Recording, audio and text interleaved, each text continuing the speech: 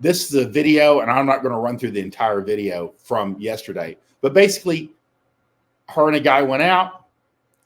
They went back to his place. She said, hey, nothing sexual is going to happen. He said, okay. And so he didn't try. He just, like, for lack of a better word, I think they actually use the word cuddled in bed all night. And she went home in the morning and she said, this was bad. You know, I felt ugly walking away from this. And so you have to realize that girls will forgive you for pursuing your manly desires, but she will not forgive you for being an asexual coward. It's just like Chateau says in one of the maxims is a girl will forgive you for trying to get into her panties on the first night, but she won't forgive you for not even trying. So that's the deal. I mean, that's why we kind of like in our world, there's always like guys that say, don't go for the kiss close on the first date and all this other bullshit. I say you should always escalate physically and at least try to go for a kiss close on the first date. That way there's never any confusion as to what you're there for. Because a lot of times these girls will go out the second time, they'll go, oh, I thought we were just friends. You know, they're going to use every excuse in the book to throw you off. This is beta bait. And again, just like she'd been thinking about having sex with this guy. Why? Because she brought it up. We're not going to have sex. That means she's thinking, you know what? Am I going to have sex with this guy? So you have to remember, again, there's going to be last minute resistance. This is part of the game. This is part of the script. You have to at least attempt it. And she can say no. And you go, okay, but you have to actually try.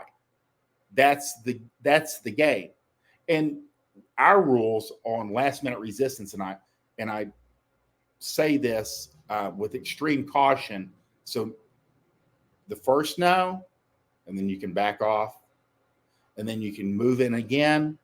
2 no's, you shut it down. We don't go to 3. You just go once is kind of like the engagement, and the second attempt, sometimes it goes. And if it doesn't, you shut it down. That's it for the night. And that's just, it's the game. I mean, there are all kinds of comments in here on like, you know, oh, you don't want to go, you don't want her to change her mind later, and me too, and all this other stuff. But I don't know anybody that's ever actually dealt with that.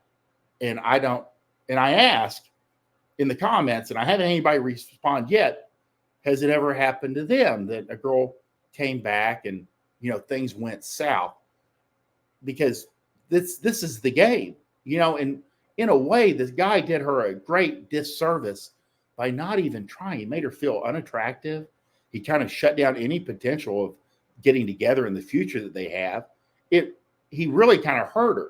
So that's not our job. Our job is to help girls feel better and have fun and more sex and enjoy themselves and go home glowing and feeling good. And they've met a high quality, high value man. But instead she goes home and she's like, I don't feel good about myself. I don't feel attractive. I hope this doesn't happen again. So she's playing the game right, and he's not going by the script, and everybody suffers. He doesn't get laid. She doesn't get laid. He gets, you know, ghosted, and she has to go on and try to find the next guy. So nothing good comes out of that. You got to follow the script. Girls will forgive you for pursuing your manly desires. She will not forgive you for being an asexual coward. Keep that in mind. Always at least attempt to do a kiss close, attempt at least project yourself out into the world. Girls are receivers.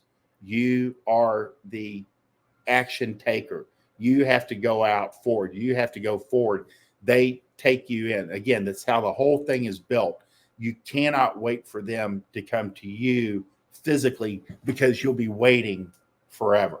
And that's the real deal. And that was what this was all about. There's all kinds of, you know, I forget what it's like, because at least, you know, if you're following me or Bunny, you tend to have some experience, some understanding, some suspicion that things aren't what they are in the mainstream press or their basic narrative, or that women are a mystery.